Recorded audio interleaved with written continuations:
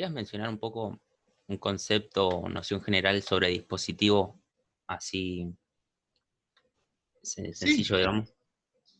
en principio hoy vamos a trabajarlo eso, pero bueno, me adelanto. Es decir, un dispositivo en principio es un conjunto, es una red, pero no usando el concepto de red de la década de los 90, no tiene nada que ver con las redes de Lina Davas y nada por el estilo. El dispositivo es una red, es una serie de componentes que se relacionan entre sí. Por eso yo decía antes, el dispositivo también es el territorio, porque el territorio tiene el centro de salud, tiene el comedor, tiene el movimiento social, tiene la parroquia, tiene lo que fuese. Eh, Esos elementos se relacionan todo el tiempo entre sí, y ahí sí se ve que hay mucho juego de poder, diría yo. Entonces, ahora el tema es cómo se motoriza eso. Eh, Entonces, el dispositivo se construye, para empezar a conversar ahí, a partir de una serie de componentes que se relacionan entre sí y que van, en su juego de poder, van construyendo una finalidad, van construyendo un hacer y una lógica del hacer. Eh, y ahí, después lo vemos con mayor detalle, pero me adelanto, lo que marca, digamos, lo que le da, digamos, movimiento a esas relaciones, Foucault diría es el poder y Deleuze diría es el deseo. Entonces, una cosa tampoco compite con la otra en el sentido de decir o es poder o es deseo. Yo en lo particular soy partidario de pensar las dos cuestiones. En lo personal, me inclino más para pensar los dispositivos como dispositivos deseantes, pero que también están atravesados por relaciones de poder. O sea, diría, en mi opinión, siguiendo a Deleuze, diría, me interesa más la cuestión de lo deseante y en segundo lugar, el poder acompañando, obstruyendo, facilitando lo que fuese. Eh, es como para pensarlo, por ahí un sábado, 9:43, me dice mi computadora, puede llegar a ser pesado, pero fíjate que cuando estamos interviniendo, recortemos en este espacio de la facultad, cuando estamos interviniendo, siempre hay un deseo. Hay un deseo de que alguna circunstancia se transforme. U otra cosa, pero el deseo siempre está presente. Y el deseo no es solamente, digamos, la visión, diría, psicoanalítica de lo libidinal. O sea, Foucault, Deleuze, por ejemplo, plantea algo muy, muy irónico con respecto a la relación de psicoanálisis. Deleuze dice, el deseo para el psicoanálisis es una queja. Los psicoanalistas trabajan el deseo como si fuesen sacerdotes, porque lo ven como algo que implica un juego de represión y de tensión. Eh, pero bueno, es de ironía y es la crisis que este autor siempre tuvo con el psicoanálisis. Pero yo lo pienso más, en clave de eso, lo pensaría como algo mucho más social, como algo que tiene que ver con, por ejemplo, la transformación de una situación, si lo recortamos en términos de intervención. Entonces, ahí estoy agregando algo a tu pregunta. Es decir, el dispositivo es un conjunto o red de diferentes componentes que tienen relaciones de poder y tienen una producción deseante. Hay un deseo. Hay un deseo de cada actor, de cada componente de ese dispositivo, y eso es lo que construye la puja de poder. Y si uno piensa, digamos, las prácticas, los que han tenido prácticas, o las que han tenido prácticas, esto es todo el tiempo permanente, porque hay un deseo de, qué sé yo vuelvo a mi práctica. Hay un deseo del psicólogo, hay un deseo del psiquiatra, hay un deseo del trabajador social, hay un deseo del enfermero. Y no siempre coinciden esas producciones deseantes. Pero cada uno es un actor de ese dispositivo. Entonces, me parece interesante que podamos pensar en tercer encuentro que la intervención y el deseo juegan mucho, digamos, juegan juntos. Pero, digamos, dejemos afuera la visión psicoanalítica, dejemos afuera la visión libidinal y pensémoslo desde una perspectiva social. Ahí sí sería seguir a Deleuze. Incluso hay un texto de este autor que se llama El deseo y lo social, que es un curso que da, que es bastante interesante, que yo creo que lo tenía por acá. Bueno, no lo tengo a mano ahora, pero eh, es un curso en Deleuze, que le interese meterse con ese autor, es muy difícil leerlo. Lo más fácil es leer los cursos que daba. Los cursos hay como otra forma de presentación de los temas y son como más accesibles, digamos, y más para reflexionar, más como para pensar.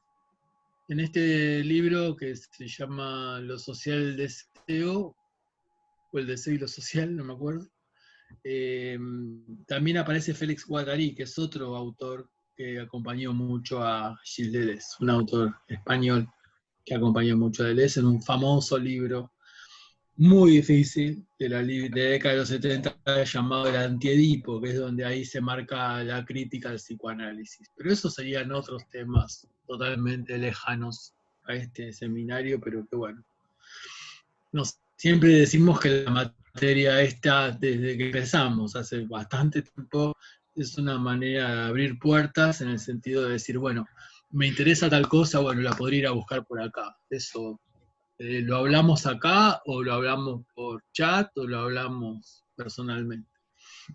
¿Estamos bien hasta acá? Bueno, seguimos un poco con esta idea de institución como dispositivo, ¿no? Decíamos antes, estos componentes escénicos y estos actores sociales me dan cuenta de la institución como, el concepto de la institución como dispositivo. Pero fíjense que otro tema que tiene que ver con lo institucional es el mandato fundacional, que eso también dialoga con el deseo. La institución está hecha para curar, la institución está hecha para educar, la institución está hecha para hacer justicia, la institución está hecha para hacer acción social. Entonces, el mandato fundacional también tensiona la intervención. Porque el mandato fundacional es fácil verlo desde el título. Es decir, la institución está para curar. El tema es cómo cura. La institución está para educar. El tema sería la pregunta siguiente, cómo educar. La institución está para hacer justicia. La segunda pregunta sería, ¿desde dónde se hace justicia? ¿Qué es lo que se entiende por justicia? ¿Qué es lo que se entiende por educación? ¿Qué es lo que se entiende como cura? Y ahí empezamos a discutir. Y ahí empieza, digamos, la discusión de poder vinculada con el dispositivo, porque distintos actores sociales que componen ese dispositivo, sin todavía involucrar a los sujetos de intervención, los que forman parte de la institución, pueden tener distintas percepciones teóricas, ideológicas, políticas, con respecto a los problemas que esa institución está abarcando. Creo que es obvio lo que estoy diciendo. Si yo puedo estar trabajando en el Poder Judicial desde una perspectiva garantista o de una perspectiva punitiva. Y mi idea de justicia son dos totalmente distintas, incluso en tensión. Hoy están fuertemente tensionadas. Es una locura que es tensionado, pero bueno. porque cuando se dice, no sé, hago un pie de página acá, cuando se dice fulano de tal es garantista, y se lo dice peyorativa, Zaffaroni es garantista, y se lo dice peyorativamente, ¿qué significa garantista? Significa que garantiza los derechos, que garantiza la aplicación de la ley. Una cosa es ser garantista y otra cosa es ser abolicionista, que también es una corriente abolicionista que es respetable en muchos aspectos, pero Zaffaroni no es ningún abolicionista, digamos, es un garantista. Su única preocupación es que se respete la ley, que se garantice la aplicación de la ley. Pero bueno, disculpen el pie de página, pero voy a esto. El mandato institucional tiene que ver también con esas cuestiones. Y hay mandatos institucionales que son muy fuertes, que nos hacen inevitablemente ir a la historia y nos hacen ir a la historia de nuestro país, a la historia de la Argentina, y ver cómo los mandatos institucionales con los cuales trabajamos son de la generación del 80, tienen más de 120 años, o sea, 140 años, perdón, generación del 80. Estoy hablando, ¿no? Que es la generación que construye el Estado-Nación argentino y que le da un mandato fundacional a la escuela, le da un mandato fundacional a la justicia, le da un mandato fundacional ya a la niñez, le da un mandato fundacional a lo que sería la salud, diríamos hoy. La higiene médica sería la palabra más apropiada para la época de la generación del 80.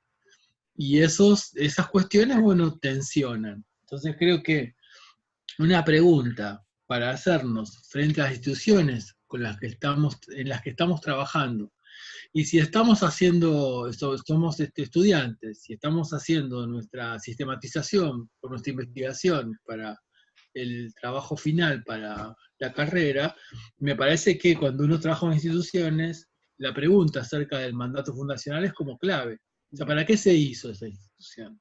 Y ese mandato, como un fantasma, recorre los pasillos durante décadas y años. Está siempre presente. Entonces, eso juega de vuelta con las tensiones, en tanto relaciones que construye la institución como dispositivo. Otro elemento más.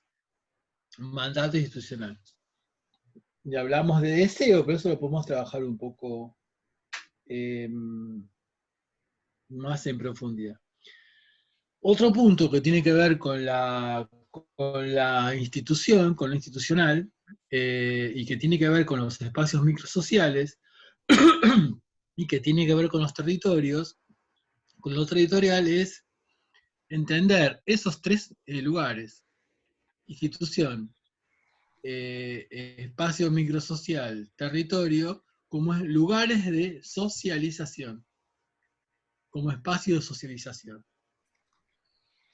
En ese sentido, la escuela es un espacio de socialización, el barrio es un espacio de socialización, incluso las instituciones son espacios de socialización. Y ahí de vuelta aparece, digamos, bueno, ¿desde qué perspectiva se socializa? ¿Qué es lo que se está socializando? ¿Qué es socialización?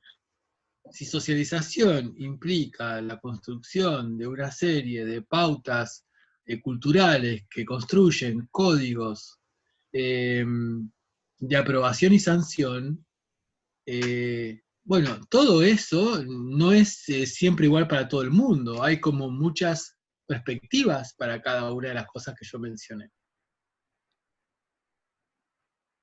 Entonces, incluso la socialización se hace cada vez más compleja en la medida que se hace compleja la situación social, económica y política en clave de neoliberalismo. O sea, ¿cómo me socializo si no tengo para comer? ¿Cómo me socializo si no tengo agua? ¿Cómo me socializo en el medio de la pandemia? ¿Cómo socializo? Me socializo en una familia donde la figura de mi madre y de mi padre están totalmente desdibujadas porque están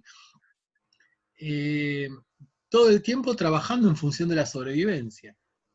de sostener el día a día, de sostener la vida cotidiana.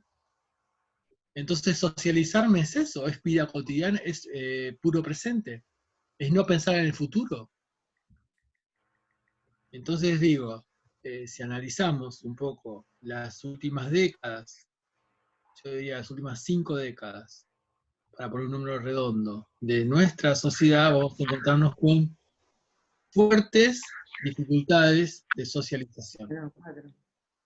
Lo que implica, digamos, momentos de conflictividad en la medida de que la socialización se torna fuertemente heterogénea. Y cuando la institución socializa, frente a esa heterogeneidad, lo que suele hacer es recurrir a su mandato fundacional. Y la institución se pone dura, se pone fuerte, se pone sancionadora, se pone positivista, por decirlo de alguna manera rápida. Vuelve a 1880, porque es un lugar más seguro, es como volver al útero, es como volver al momento del nacimiento. ¿Soy claro ahí? Entonces, estamos hablando de escenarios de intervención, hablamos de componentes escénicos, hablamos de actor social, hablamos de institución como dispositivo, hablamos que también ese mandato fundamental forma parte del dispositivo, y el sentido de la socialización se vincula con el mandato fundacional, pero también tiene que ver con la misión que una institución tiene. Que las instituciones tienen históricamente en la cultura occidental, por decirlo de alguna manera. No hablaríamos de universalidad. Pero en la cultura que habitamos, si la familia es una institución, es lo que socializa. También hay socializaciones paralelas, que son las informales, que son las barriales, por ejemplo, que son bastante interesantes. Pero bueno, si estamos trabajando dentro de esta línea, lo que agregaría ahora es otro elemento más que tiene que ver con los escenarios de intervención, que son los escenarios de intervención en la construcción de procesos de subjetivación, es decir, cómo una institución construye subjetividad, cómo un barrio construye subjetividad, cómo un espacio microsocial, una familia, construye subjetividad. Entonces, todos son elementos, algunos más o menos organizados, otros no tanto, que nos sirven para entender lo microsocial.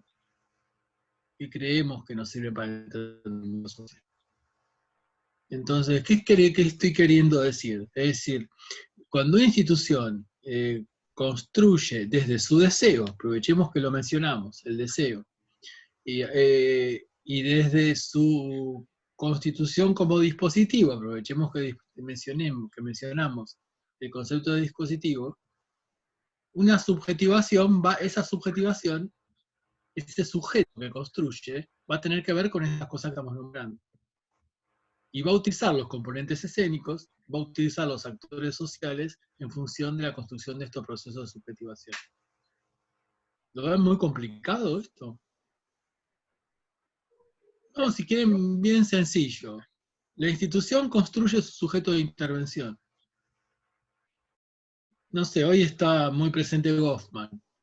En Goffman, el primer libro, Internados, el primer libro que conocemos, importante de Irving Goffman, llamado Internados, la tesis fundamental de ese libro es que la institución construye subjetividad.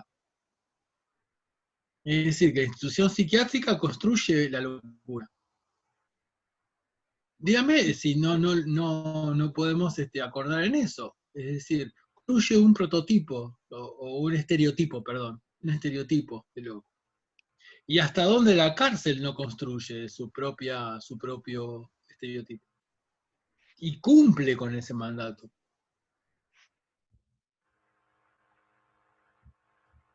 De ahí que en el siglo XXI, en este contexto, estos dispositivos de intervención sean vistos como en crisis. Porque no tienen efectividad, tienen cero efectividad o muy poca efectividad social. no sé por dónde andan ustedes trabajando o haciendo prácticas, pero suele ocurrir que las personas ingresan a instituciones y salen peor de cómo ingresaron. Yo recuerdo una anécdota que se las comparto sin nombrar los actores ni el hospital, que llego a un hospital y me encuentro, por un tema de supervisión, me encuentro con un usuario, paciente, como se dice en la jerga hospitalaria de la Ciudad de Buenos Aires, que me conocía y bueno, me saluda y qué sé yo, esos saludos que hacen los pacientes en salud mental, muy afectivo, muy medicado, babeando. Aún así, bueno, me reconoce y me abraza y me dice, Alfredo, ¿cómo estás? ¿Qué sé yo? Bueno, bien. El comentario de dos personas del equipo interdisciplinario que atendía a este chico fue, no sabes lo bien que estaba cuando llegó. O sea, ¿qué pasó con la institución? O sea, ¿cómo, qué se hizo? Y lo que, bueno, empezamos a trabajar en ese espacio de supervisión fue, ¿qué pasa con la visión de tiempo que se tiene? ¿Cómo lo vi? eh, ¿Cómo se va a ir? O sea, lo echamos para que vuelva mejor y vuelve el proceso de nuevo. Entonces, digo, no sé, es una cuestión de apropiarnos lo más que podamos la capacidad de escuchar y, y porque a veces estas cosas pasan como desapercibidas, incluso se dicen con cierta naturalidad, sin ninguna maldad ni nada por el estilo. Y no hay una cosa de encono, ni de maldad, ni de hacer el daño en estas personas. Al contrario, quieren que las cosas mejoren. Pero los procesos que ocurren en estos dispositivos institucionales suelen ser complejos, dificultosos. Hasta acá estamos. Entonces, bueno, hay una subjetivación, se construye una subjetivación. O sea, Goffman decía, bueno, la institución construye un yo, construye una identidad. Usando el concepto de yo desde la perspectiva más estadounidense, de self. No es el yo del super yo y el ello del psicoanálisis freudiano, sino es el yo de identidad. Yo significa identidad. Entonces, la institución como dispositivo que opera en un determinado escenario y como escenario que opera, construye una identidad y ratifica esa identidad.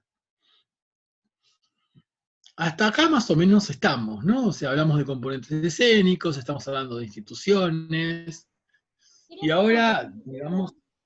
sí, te escucho, Cuando sí. dice que construye identidad, ¿lo decís hacia la misma institución y hacia quienes están ahí adentro? Sí, sí, sobre todo hacia quienes están ahí adentro. O sea, eh, como que ratifica ese lugar de la locura, por ejemplo.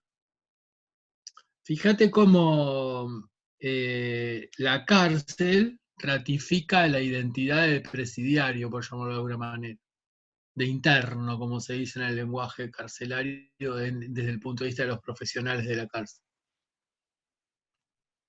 Eh, Eso lo podemos vincular con, ¿cómo llamamos a eso? Construcción de identidad, y para decirlo más profundo, diría, construye un proceso de subjetivación que genera un individuo que ratifica eh, lo que marca el mandato institucional, está para eso, lo construyo como tal. En todo sentido, no solamente, digamos, con un resultado, llamarlo negativo, Daniela, digo, también puede ser, qué sé yo, la escuela va a esforzarse para construir al niño que ingresó en primer grado como un alumno como debe ser. No lo va a lograr, de eso vamos a hablar ahora. Es decir, la escuela tiene, digamos, también un mandato institucional que tiene más de 100 años. Entonces, se va a encontrar con o sea, voy ahí directamente, aprovecho tu comentario, con esto que llamamos sujeto inesperado. Es decir, la escuela sigue esperando al niño que durante todo el verano estuvo preparando su mochila y su guardapolvo y está ansioso por recibir los conocimientos del maestro. Y ese chico hace décadas que no va a la escuela. Aparece otro chico. Entonces la escuela se azora, no entiende. No, y trata de construir una identidad vinculada con su mandato fundacional, vinculada con su sentido.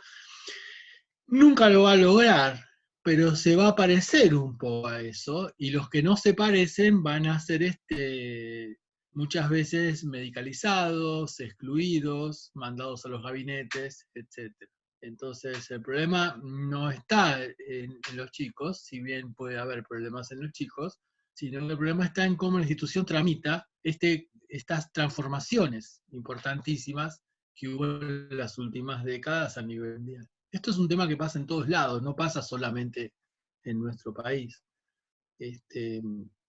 Yo lo he trabajado en distintos lugares de América Latina, y cuando vos lo compartís con otros profesionales de nuestra disciplina o de otra disciplina, te vas a encontrar la misma pregunta y las mismas dificultades. Eso es un tema bastante generalizado. Es decir, cuando hablamos de sujeto inesperado, es decir, estamos diciendo que la institución espera a un sujeto, pero llega otro. No sé si soy claro. Es decir, espera el hospital de salud mental, espera el psicótico del libro. Que si se parece al seminario 4 de Lacan, mejor. No llega, nunca llega. Llega una persona, creo que lo dijimos en algún momento, porque yo lo repito mucho, llega una persona que tiene derechos sociales vulnerados, que tiene problemas de alimentación, que tiene una trayectoria institucional compleja, que ya pasó por varias instituciones, que tiene problemáticas familiares, que tiene, bueno, lo que vemos cuando social, los trabajadores sociales. Eso es lo común. Entonces, ¿cómo reacciona la institución frente a esa cuestión? Intenta a veces formatearlo, perdonen la palabra, en función de lo que ella espera. Entonces se le pone un diagnóstico, se le aplica un protocolo de medicación, que tiene algo de ficticio, tiene algo de fantasía, tiene algo de más de mandato institucional, más de hago lo que se debe hacer, porque se debe hacer tiene que ver con lo que me enseñaron desde antes de que yo aparezca en esta institución, se enseñó, antes de que yo aparezca en esta institución, y bueno, y eso genera esta, digamos, esta serie de dificultades de lo micro dentro del territorio y dentro de la institución como dispositivo. ¿Seguimos un poco ahí? ¿Les parece bien? ¿Seguimos hablando de instituciones, intervención? ¿Vamos un poco más en profundidad? Salgamos por ahora un minuto de la noción de dispositivo y planteemos un poco otra perspectiva que tiene que ver con un concepto que trabajaba a Ignacio Leucot con temas de historia de subjetividad, era su campo, digamos, con un diálogo bastante interesante con el psicoanálisis, pero siempre desde la historia. Pero una historia que miraba el presente. Y hay un concepto que hay un libro que es bastante clásico, que es su último libro, que se llama Pensar sin Estado, que tiene que ver con un poco una pintura de la década de los 90 y los primeros años del siglo XXI, donde un concepto, reflexionando acerca digamos, del desmembramiento del estado de bienestar que se produce con el neoliberalismo en la historia argentina, ya estamos hablando de los años 70, perdonen, digo rápidamente, ¿Cuándo empieza a desmembrarse esto? A desmembrarse en 1955, con la caída del peronismo, pero cuando se desmembra con mayor fuerza, se desmembra a partir de la dictadura militar, a partir del 76. Empieza a ser desarticulado, desfinanciado, etc. Esa explosión, si me permiten la metáfora, del estado de bienestar o del estado social en distintos componentes hace que cada componente funcione de manera autónoma. Es decir, que cada parte del estado construye su propio sujeto de intervención en la materia. Salud construye su sujeto de intervención, educación construye su sujeto de intervención, acción social construye su sujeto de intervención, justicia su sujeto de intervención, y podemos seguir nombrando, pero con estos 4 creo que están. Y son distintos. Y ahí nos encontramos, por ejemplo, con algo que se menciona mucho en el campo del trabajo social y también en el campo de la psicología, que son las sobreintervenciones. ¿No? El mismo niño, supongamos un chico de 14 años, que tiene problemas, que va a ser intervenido desde la escuela, va a ser intervenido desde el Consejo de Niñez, va a ser intervenido desde la justicia, probablemente o no, o sí. Puede ser que sea intervenido sobre la justicia, desde la justicia, puede ser que sea intervenido desde otro lugar institucional. Uno puede decir, bueno, qué importante que el Estado esté tan presente. Pero el problema es que el Estado está presente desde una perspectiva totalmente recortada. Es decir, cada espacio institucional que yo acabo de mencionar tiene una idea diferente acerca de quién es ese pibe. Lo construye de manera distinta. Es decir, lo construye desde su mandato fundacional, si queremos ir rápidamente a lo que estuvimos conversando minutos atrás. Entonces, esto que ocurre, no sé, los que están en la práctica seguramente lo verán, ocurre todo el tiempo. Bueno, ¿por qué ocurre? Leuckovitch diría, bueno, porque se pierden la solidaridad sistémica, es decir, al estallar el estado de bienestar, como dije antes, cada componente construye su propio sujeto de intervención, desde su propia lógica. Y por otro lado, cada componente del Estado deja de ser solidario con el componente de al lado. Si yo miro la década de los 70, antes de la aparición de la lógica neoliberal y el desmantelamiento del Estado social en la Argentina, hay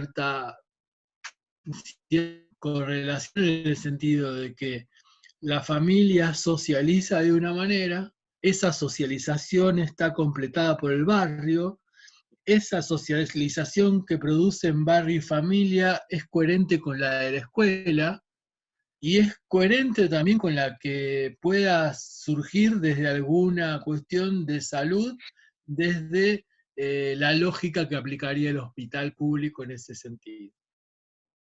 Se complementan. Lo que tenemos hoy es una descomplementación.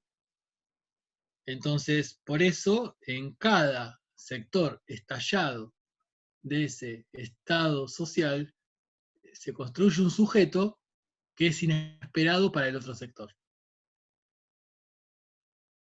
Entonces, esos son los temas con los cuales, bueno, nos hace ruido la intervención, por decirlo de alguna manera, nos complica la intervención y hablamos de transversalidad y creo que en trabajo social hay como bastante pragmatismo en decir, bueno, ¿con qué lenguaje le hablo a este sector? No sé los que están trabajando, pero ¿con qué lenguaje le hablo a este sector? ¿Cómo lo convenzo al juez? ¿Cómo le hablo desde salud, desde justicia le hablo a la salud? No hay una cuestión, vuelvo a insistir, no es una cuestión de maldad, no es una cuestión de encono, no es una cuestión de hacer daño, es una cuestión que tiene que ver con cómo se construyen las lógicas a partir de de cómo se construyen los problemas, ¿no? Entonces, lo que ocurre en la práctica es que el sujeto que construye una institución no es recibido por la otra, no es para acá, el famoso no es para acá. No corresponde. No, este caso no corresponde. Y no, y porque se droga, entonces no es para la salud mental, es para adicciones. Cuando va a adicciones, la adicción dice, no, pero escucha voces, entonces es para la salud mental. Entonces, ¿a dónde va? Va donde el juez decida que vaya. O donde alguien que tiene poder decida que vaya. O sea, es totalmente arbitrario dónde va a ir, si es que va a algún lado. Entonces, decíamos, el sujeto que construye una institución no es recibido por la otra. Incluso ese sujeto puede hasta ser rechazado por la propia institución. No sé si soy claro ahí. Es decir, fíjese la escuela. Niño de primer año pasa a segundo y el maestra de segundo le dice, ¿qué me mandaste? ¿Cómo no lo hiciste repetir? Y cuando pasa a tercero, el de tercero va a decir algo similar. Porque hay una idea de también la fragmentación, de vuelta, no solamente es interinstitucional, sino que también es intrainstitucional. Entonces, cuando analizamos las instituciones como lugar de intervención y nos preguntamos acerca de las cuestiones que hacen complejas o que hacen ruido a nuestras intervenciones, bueno, mucho tiene que ver con esto que estamos conversando. Yo puedo dar, digamos, ejemplo de hospital. Una cosa es el sujeto de guardia. Cuando pasa a la sala dice, no, todavía no está para pasar a la sala. Puede decir eso. Dentro del mismo hospital y dentro del mismo sector. Con personas que dicen, no, no es para acá, estuvimos tomando café hace media hora en el bar del hospital, cuando se podía, antes de la pandemia. No sé si soy claro. ¿Está para el alta? Y no, y sí. ¿Está para el hospital de día? Y no, y podría ser, y no, en realidad todavía no, pero a mí me parece que sí. Díganme los que estén vinculados con las prácticas, si esto no se ve todo el tiempo. La pregunta que, bueno, un poco la materia tiene que ver con, no queremos hacer no se trata de hacer una denuncia, sino se trata de hacer una cuestión reflexiva de preguntarnos por qué pasa. ¿Cómo se construye este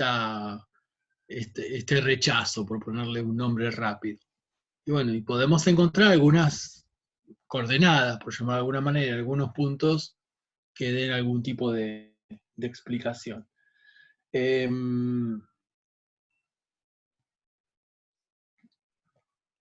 Y siguiendo también con esto,